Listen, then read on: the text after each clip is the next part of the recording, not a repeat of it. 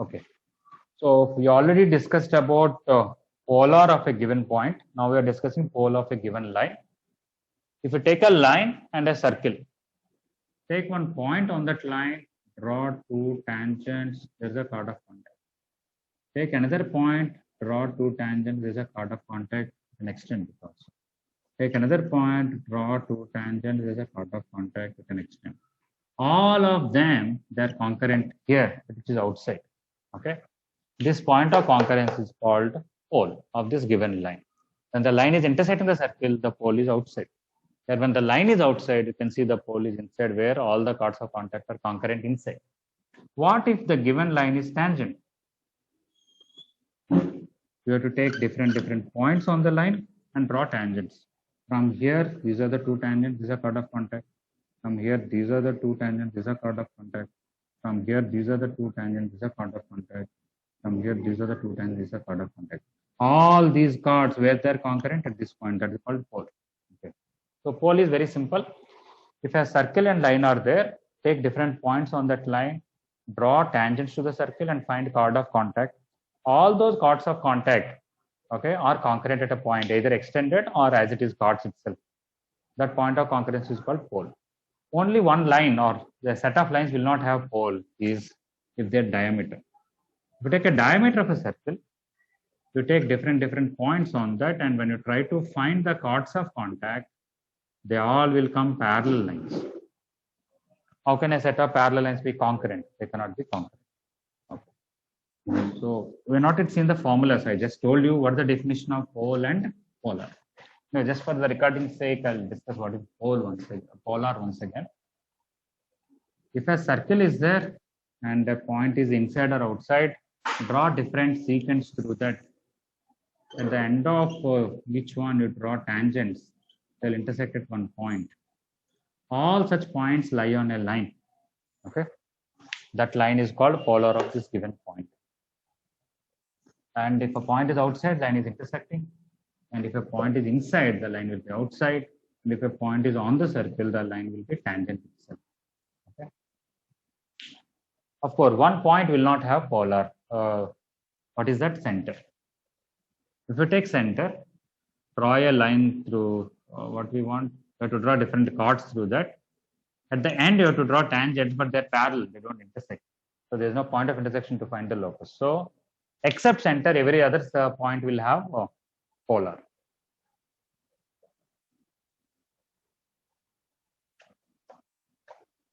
Okay, just a quick thing. Okay, let us say point is inside. These are all the different parts. We have drawn the tangents here, tangents here, tangents here. The locus of all this. If this is x1, y1, this formula is s1 equal to 0. You can take x2, y2 here. This will be s2 equal to 0. x1, y1 passes through that. You'll get s12 equal to 0. Locus means remove to x2, y2, right? x1, you'll get s1 equal to 0. So if pole is there, polar is easy. What if the line is Lx plus My plus n equal to 0 and ask the pole how to find? Whenever you want to find pole, you don't have to remember any formula. Assume the pole is x1, y1, find polar and compare. So what is the polar? S1 equal to 0. If you take simple circle x square plus y square equal to r square, polar is xx1 plus yy1 equal to r square. Compare with Lx plus My equal to minus n. You will get x1 by L equal to y1 by m equal to minus r square by n. So x1 will come minus r square L by n, y1 will come minus r square m by n. So minus r square L by n minus r square m by n. This formula comes for you in 3 places. What is that? If the line is tangent, this is a formula for point of contact. And if the line is intersecting the circle at 2 points, if you draw tangents there, if they ask what is this point, that is also this. And it is also a formula for pole of a given line. Okay, but only when center is origin, you can use this formula. And center is not origin, best is you assume the pole is x1, y1, find polar and compare and do the whole process. Even though in IP textbook, there is some formula in terms of G square and F square and C. Okay. You can derive it, and if you want, you can remember it and use it. I personally prefer don't remember formula. Assume pole is x1, y1, find polar and compare. Is everybody clear about this one? Yes.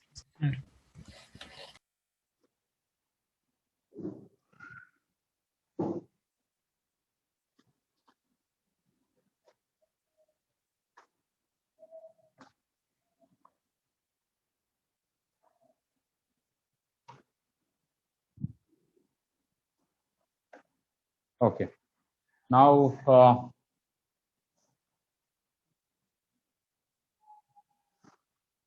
I want to discuss about conjugate lines and conjugate points. The circle is there. When will you say two points are conjugate points? Point can be anywhere, the points. Let us you take one point here. Draw two tangents. Order of contact and polar are same. If you take this point as x1, y1, this is the line. On this line, let's say somewhere x2, y2 is there. This is A and that is B. If a point B lies on polar of A, if point B lies on polar of A, we say A and B are conjugate points. If point B lies on polar of A, definitely point A will lie on polar of B. Why? If it is one of the points on the polar, if you really draw two tangents, that secant should pass through A. And for B, this is only the polar. Okay. So the chord of contact of A is its own polar, the chord of contact of B is its own polar. And for this is a polar means it should lie this way. Okay.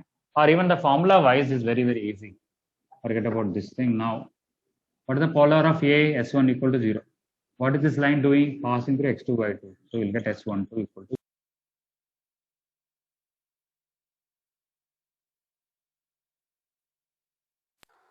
The condition for 2 points to be conjugate points is S12 equal to 0. And that is circle center is origin or not doesn't matter. Similarly, conjugate lines. I have a circle, I have a line, anywhere doesn't matter except the diameter. It will have some pole. Okay, I don't have to repeat what is the pole. This one will have some pole. Any line through that is called conjugate line. So don't think conjugate points or conjugate lines are unique. For point A, there are infinite conjugate points. Okay, if you take A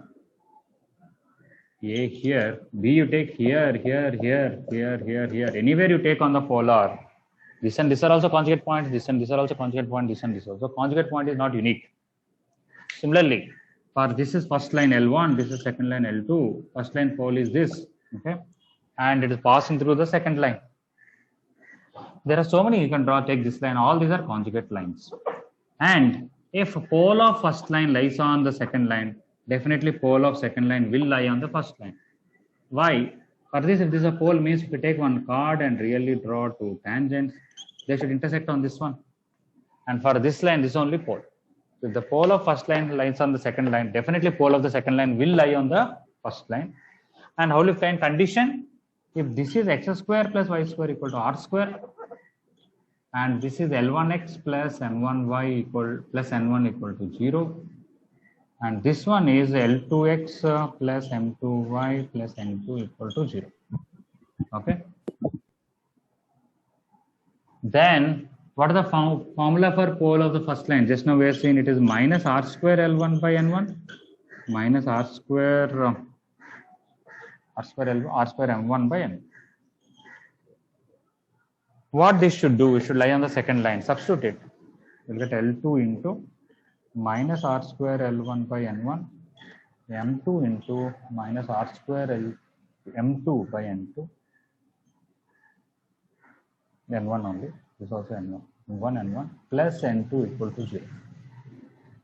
Now send this N1 that side and negative terms to the other side. Keep N1 multiply, you'll get N1 N2 is equal to r square L1 L2 plus r square M1 M2. You can take r square common, we'll get L1 L2 plus M1 M2.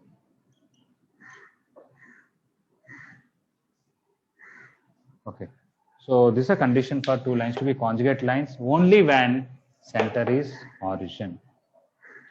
If center is not origin, Again, this is not the pole. Formula will change. Okay.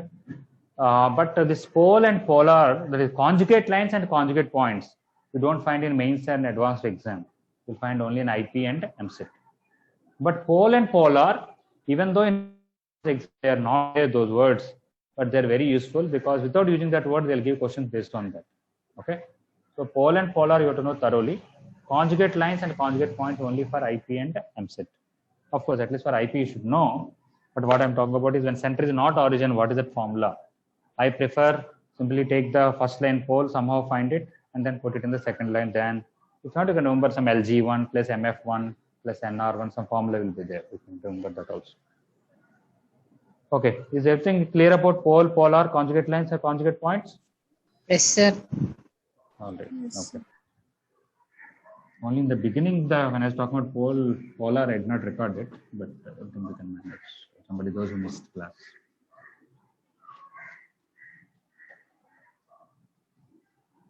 Okay, this is all the details about pole and polar. Let me see what else is there. I'm not the host, I cannot share the screen. Kalani madam, can you make me host once?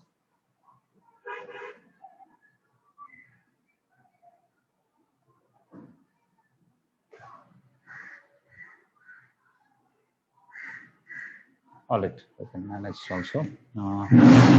What is the theory that is there after pole and polar?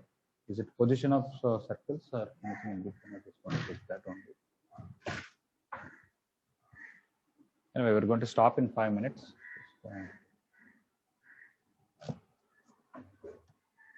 Okay, I'll just discuss position of circles and then if anything is missing, we'll see. Whenever you take two circles, okay, they can, one more thing, sorry, inverse point is there, good, I don't know. When will you call something as inverse points? Okay, once again, inverse points also is not directly there in mains or advanced, mainly for IP and MCET, but at least good to know.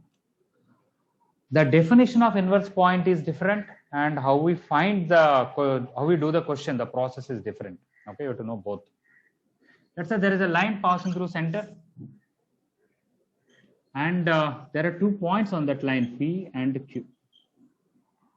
Or forget about center. Circle is there in the same plane where circle is there. There are 2 points P and Q. When can you call P and Q as inverse points? They should satisfy 3 conditions. First condition, P, Q, and center should be collinear. Point P, point Q, and center should be collinear. Second, P comma Q should lie on same side of C. Should lie on same side of C, center. Either both are this side, both are this side. Third point, CP length into CQ length should be R square. CP length into CQ length should be R square. Okay, if something satisfies these 3, then they are inverse points of each other, and it is unique. If point P is given, there is only one inverse point. And if P is inverse of Q, Q is also inverse of P. And if P lies inside the circle, Q will lie outside. And if P lies outside, Q will lie inside. And if P lies on the circle, Q lies on the same circle and at the same place. Why? If product of 2 things is R square, if one of them is greater than R, other one cannot be greater than R, it should be less than R. And if this one is less than R, this should be greater than R. And if this is R itself, this also should be R. Okay. But for doing the question, if somebody gives this, we are not going to take CP into CQ and R square and we are going to try to find it. We are going to prove some other way. What is that? Let's say I have a circle. I have a point outside the circle. I have 2 tangents.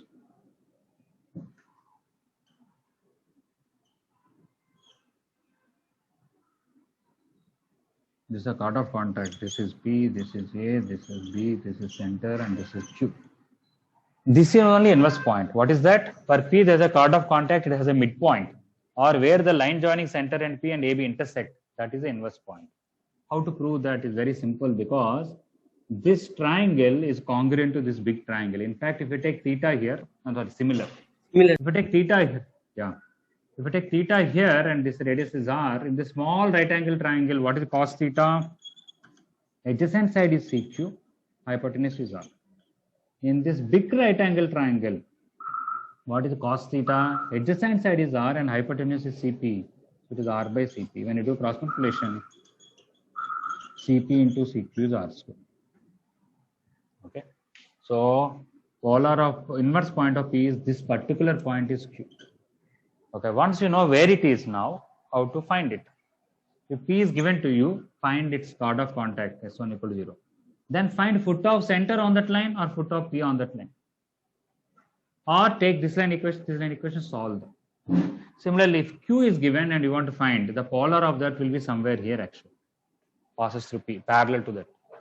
Again, same thing. You can find foot of C on that or foot of Q on that, or solve this line and this line will get. Okay. So whether P is inside or outside doesn't matter. The process is find polar of P or chord of contact of P, so called. Polar is a better word. We'll get a line. That line, you have to find foot of center or given point on that line, or solve this and this will get. Okay.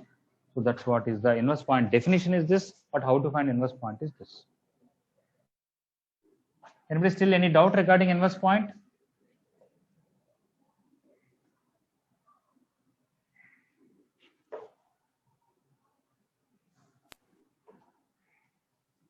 Okay, I think position of circles I'll tell tomorrow. Okay, to take another class at 12 o'clock. Okay, so I'm going to end the class.